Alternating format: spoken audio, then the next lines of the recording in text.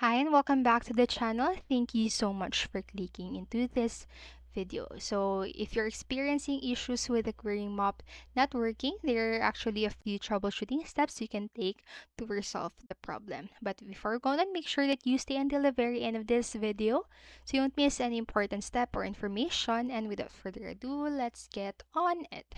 First thing that you can do is to simply check your internet connection. So after checking to check your internet connection, make sure that you are connected to a stable and reliable network.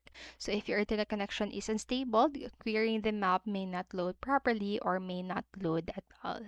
The next what you can do is to simply clear your browser cache and cookies. So clearing your browser cache and cookies can help resolving querying the map and not loading issues. So this will remove any stored data that may be causing the problem.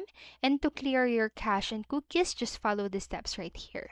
So in Google Chrome, click onto the three dots in the top right corner and select Settings, and scroll down and click onto the Privacy and Security.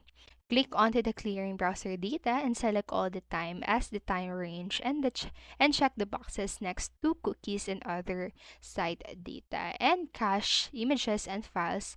And after that, just simply click clear data.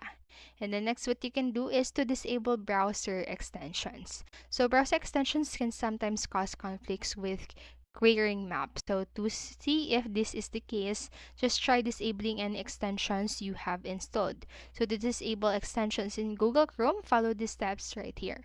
So again, click onto the three dots on the top right corner and select More Tools and click on Extensions and toggle off any extensions you have installed. And so that's it for this video. Remember, you can always pause this video, go back to the video and follow the steps at your own time. And I hope this helped you. And if it did, please make sure to like, subscribe, and hit notification bell button so you won't miss a video. Thank you so much for watching and have a great day. Bye-bye.